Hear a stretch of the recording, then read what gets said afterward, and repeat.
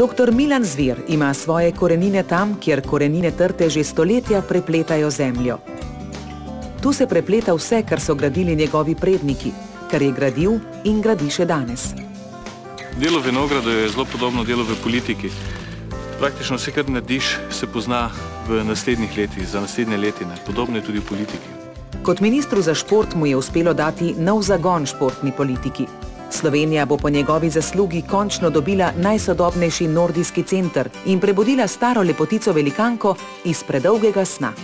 Dr. Milan Zver je prepričan, da je tej vladi uspelo postaviti trdne temelje in da je zato upravičena, da zgradi projekt še uspešnejše države, za kar potrebuje vsaj še en mandat.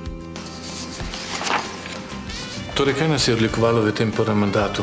Na prvem mestu bi omenil predanost svojemu delu in pa tudi programu, ki smo ga uresničevali v tem času. Zagotovo smo delali tudi kakovostno. Vendar v tem mandatu smo si pridobili tudi nekatere izkušnje, znanja, kompetence, ki jih lahko pridom uresničimo tudi v naslednjem mandatu. Slovenija bo v drugem mandatu nadaljevala svojo pot. V naslednjem mandatu si bom s kolegi prizadeval za naslednje cilje.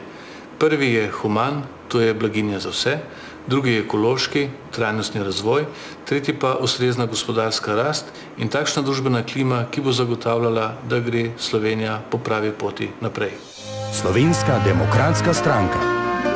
Slovenija na pravi poti.